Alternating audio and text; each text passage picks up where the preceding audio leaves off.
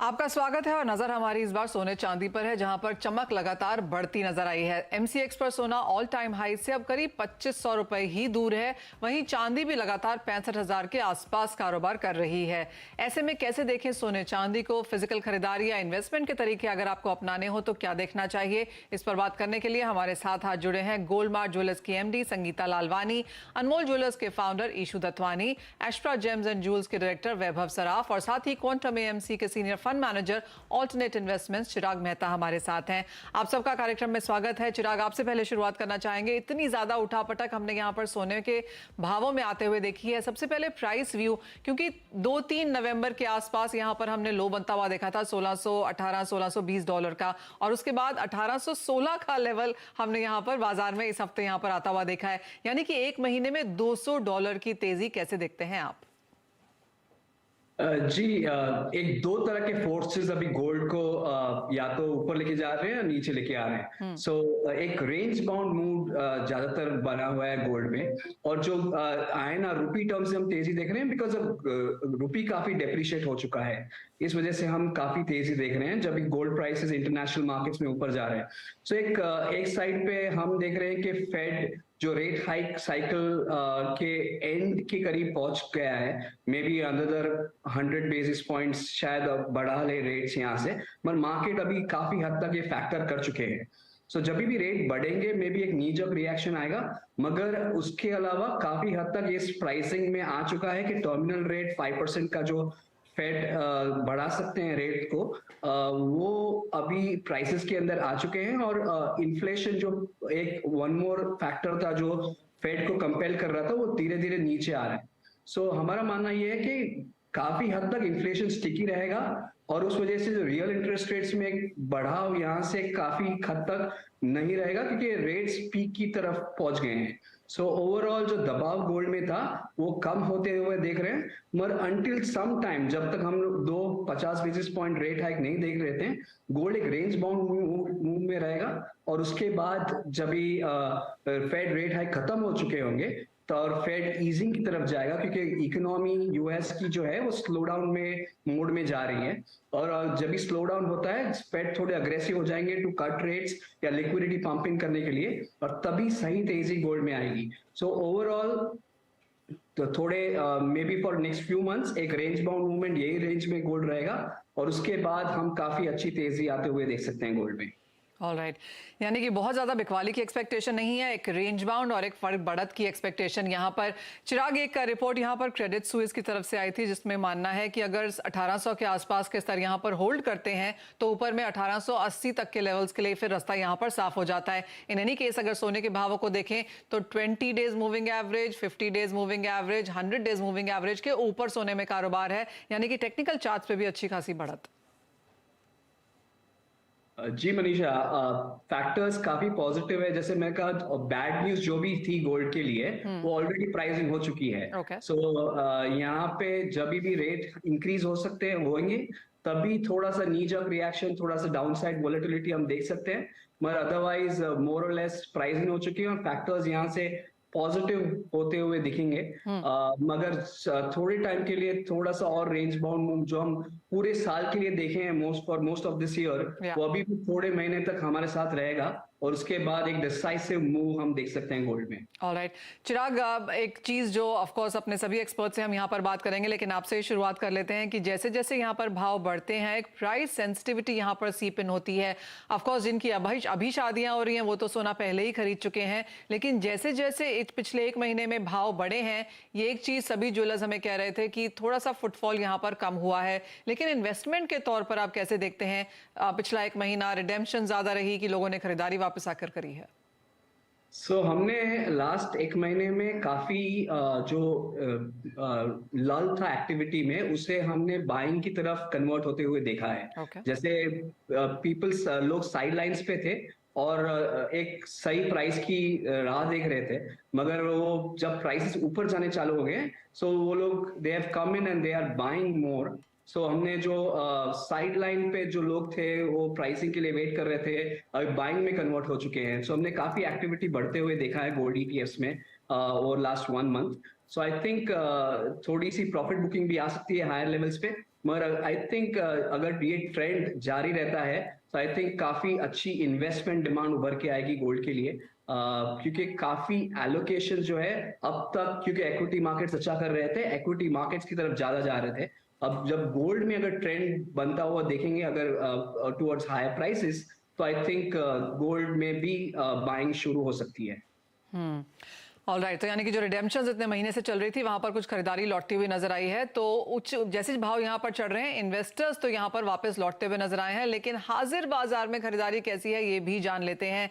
संगीता जी, आपसे पहले जानना चाहेंगे, शादियों की खरीदारी अच्छी खासी, धनतेरस दिवाली पे हमने बहुत अच्छे ट्रेंड्स आते हुए देखे थे, अब क्योंकि भाव इतना ज्यादा बढ़े हैं, क्या इम्पैक्ट देखती हैं आप on ground? Good evening everybody, सभी सुनने वालों को मेरा नमस्ते। मनीषा जी, जैसे आपने कहा कि थोड़ा सा there is a slack in the sale. जो दिवाली में, धनतेरस में इतना अच्छी ऊंचाई सेल्स हो रही थी, इतना अच्छा सेल हो रहा था, अभी दिवाली के बाद वैसे भी एक्सपेक्टेड सेल थोड़ा कम होता है, और अभी जैसे एकदम भाव बढ़ रहा है तो थोड़ा रिएक्शन आता है। पीपल वेट, पीपल वॉच करते हैं एंड देन दे बाय। और जिसके घर में शादी थी उन्होंने तो पहले खरीदी कर चुके हैं।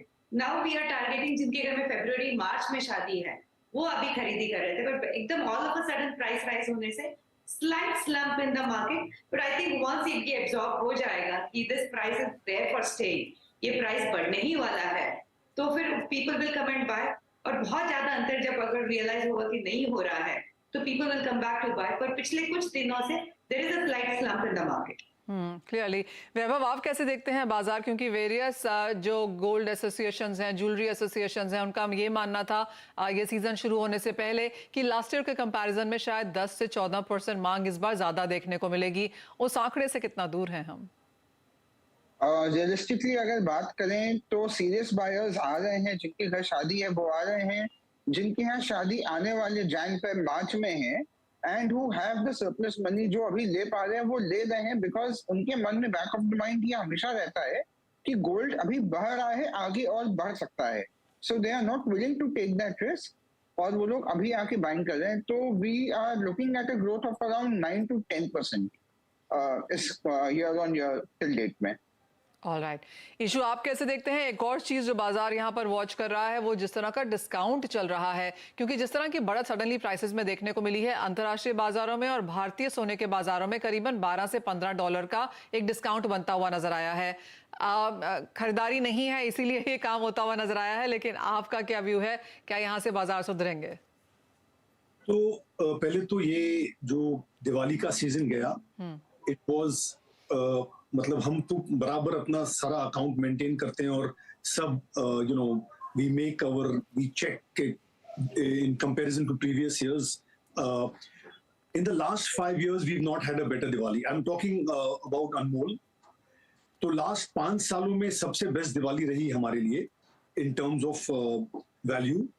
और उसके बाद एक जो ट्रेंड हम देख रहे हैं हमारी दुकान पर, वो डेफिनेटली ये है कि फुटफॉल थोड़े कम हुए हैं, लेकिन surprisingly value wise we are still doing well.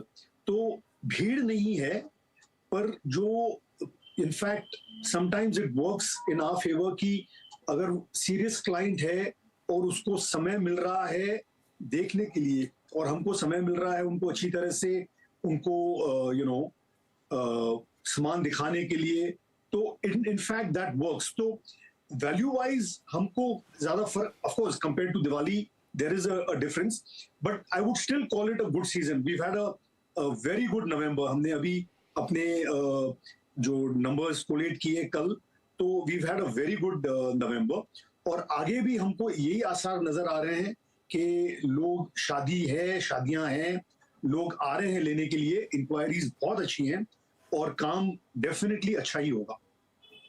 Okay, numbers में गिरावट जरूर देखने को मिली है, लेकिन जैसे ईशू ने कहा कि क्योंकि यहाँ पर प्राइसेस बढ़े हैं तो वैल्यू वाइज बहुत गिरावट देखने को नहीं मिली है, वॉल्यूम वाइज ऑफ कोर्स यहाँ पर हल्का सा हिट जरूर देखने को मिला है। एक्चुअली ये सवाल आपसे है चिराग, अगर हम प्राइसेस देखें इंटरनेशनल मार्केट्स में अभी भी हम ऑल टाइम हाई से करीबन $250 दूर हैं। भारतीय बाजारों में जो ये डिफरेंस है ये बहुत कम हो चुका है, क्योंकि हम ऑलरेडी ऑल टाइम हाई से बहुत दूर नहीं है। क्लियरली 2300, 2400, 2500 रुपए की दूरी यहाँ पर बनती हुई नजर आई है।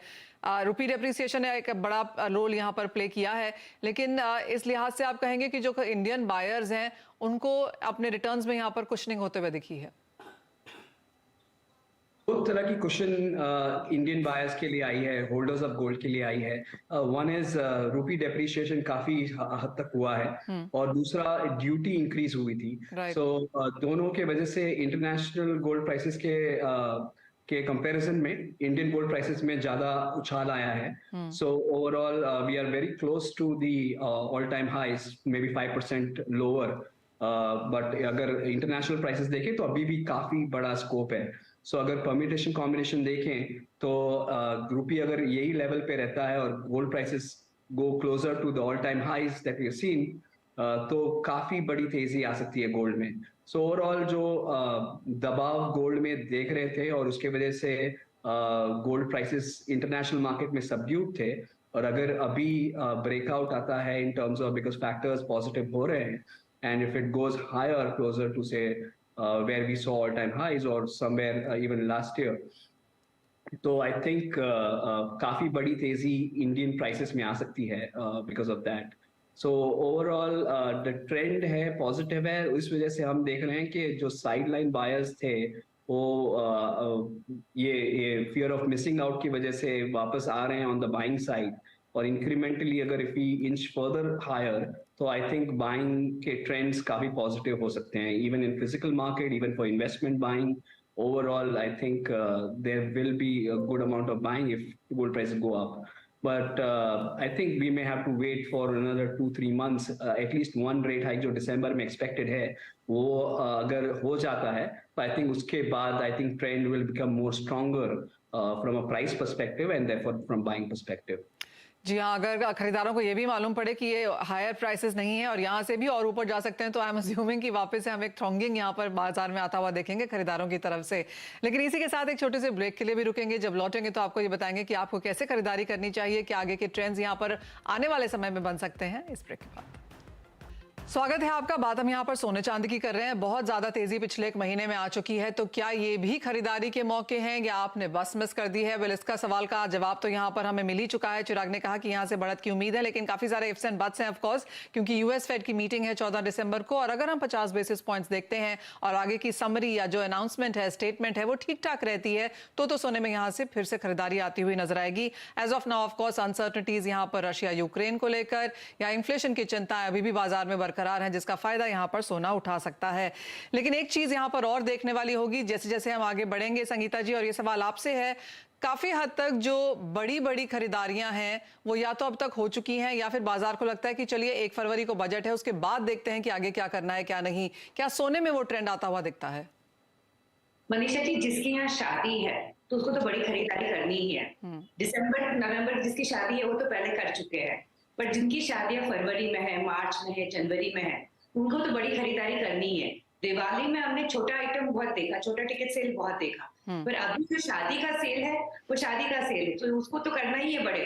तो whatever the rate, irrespective of the rate, आगे कम होगा ज्यादा होगा, आज घर में शादी तो उससे लेना ही है। मे बी 2-4 दिन आगे पीछे हो सकते हैं, पर इससे ज्यादा वो नहीं करेगा।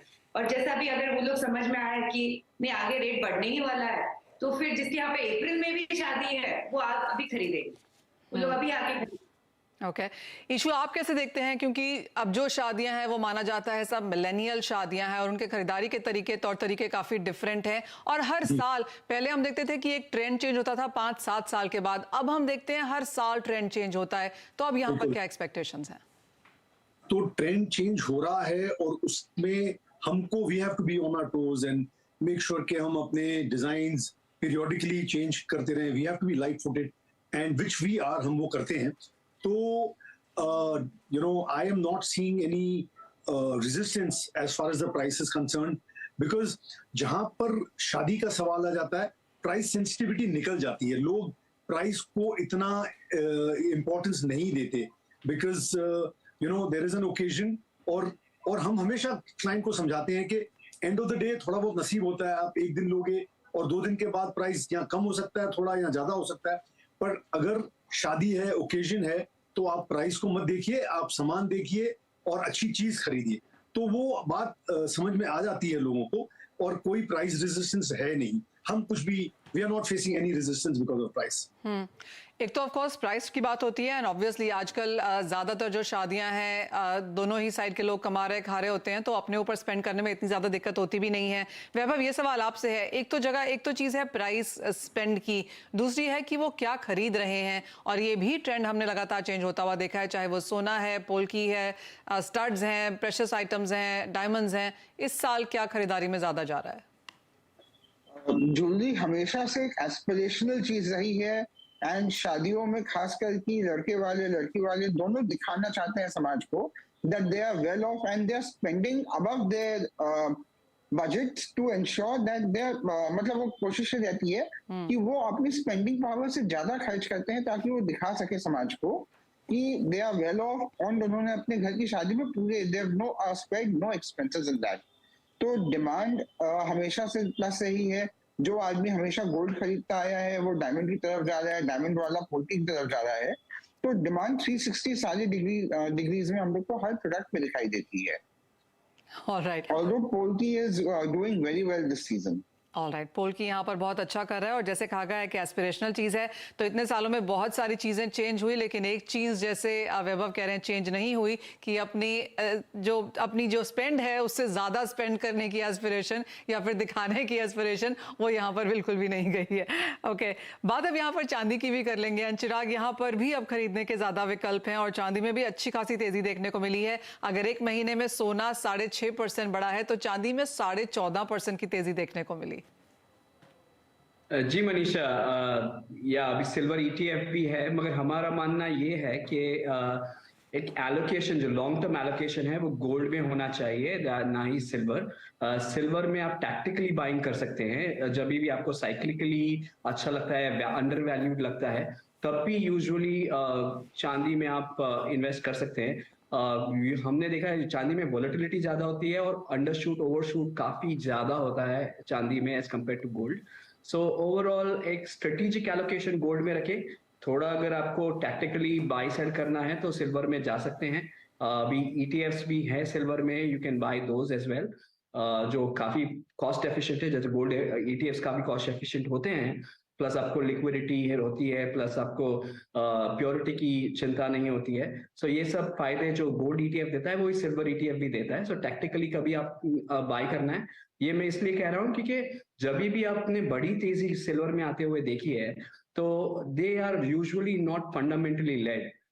कभी हंट ब्रदर्स की तेजी थी, कभी रेडिट की तेजी थी। सो ओवरऑल चांदी वोलेटाइल जब भी बढ़ती है तभी उतनी ही तेजी से नीचे भी आती है, और गोल्ड काफी स्टेडी एसेट है। तो अगर आपको डाइवर्सिफिकेशन के लिए लेना है तो आई थिंक गोल्ड सूट करता है ज्यादा एज कम्पेयर टू चांदी। मगर अगर चांदी आप टैक्टिकली बाय करना चाहते हैं तो काफी नए इन्वेस्टमेंट ऑप्शंस आपके पास अवेलेबल है, जिससे आप एफिशिएंटली चांदी भी बाय कर सकते हैं। संगीता, एक और सवाल। आप सभी ने कहा कि वेडिंग खरीदारी यहाँ पर काफी अच्छी खासी हो रही है, और लेकिन अगर हम एक एवरेज टिकट साइज देखें और एवरेज नंबर्स देखें तो वो अभी तक क्या बने हैं? अगर आप मुझे पूछ रहे हो गोल्ड में, तो इट इज लाइक मिलेनियल शादी है तो they are not into very heavy jewellery. तो टिपिकली 7, 8, 10 तोला का एक हाथ सेट होता है, 3, 4, 5 तोले की चूड़ी होती है। So this is for gold. Diamond में up to their budget size, again a medium range to a higher range, and polki is of course doing very very well. So all these three jewelry are doing extremely well. Gold is still depending again each one's budget, because gold तो ऐसा है कि हर एक जन देता है। Diamond और पोल्की कुछ ही लोग देते हैं, पर गोल्ड तो सारे के सारे, जिसका मतलब बहुत ही लोअर इनकम हो, मिडिल इनकम हो, हाई इनकम हो, सारे के घरों में गोल्ड दिया जाता है। डायमंड और polki is only in the higher classes. So depending on the budget of the person, but definitely a big trend towards diamond and polki. जी हाँ, फैशंस यहाँ पर आते रहेंगे जाते रहेंगे, लेकिन सोना is never out of fashion, क्योंकि कुछ भी हो, ओकेजन्स हो, शादियां हो, यहाँ पर सोना तो खरीदा ही जाता है। और आपको बता दें कि पिछले एक महीने में करीबन 7.5% की तेजी यहाँ पर सोने में देखने को मिली है। और इस साल की अगर बात करें तो अंतर्राष्ट्रीय बाजारों में जो भी मूव्स हों, लेकिन भारतीय बाजारों में हम यहाँ पर काफी पॉजिटिव काम करते हुए नजर आए हैं। जैसे चिराग ने कहा, ड्यूटी में बढ़त हुई, रुपया गिरा, उन सबका फायदा यहाँ पर सोने के भावों में या सोने के इन्वेस्टर्स जो भारत बाजार में हैं उनको यहाँ पर मिलता हुआ नजर आया है। है। तो एक बात तो काफी क्लियर है कि सोना खरीदा जाना चाहिए। आगे जाकर भी एक्सपेक्टेशंस यही हैं कि सोने में तेजी देखने को मिलेगी। पिछले 2 साल यहां पर सोने के बहुत बेहतरीन नहीं थे, लेकिन इस साल में हमने काफी हद तक वो सारी कमी को यहां पर पूरा होता हुआ देखा है। और जिस तरह से इन्फ्लेशन की चिंताएं हैं, रिसेशन की, स्लो डाउन की चिंताएं हैं, उनका फायदा भी शायद यहां पर सोने को मिल सकता है। बहुत शुक्रिया आप सभी का हमारे साथ आज समय निकालने के लिए। मुझे भी लेकिन अब दीजिए इजाजत। आप बने रहिए CNBC आवाज पर।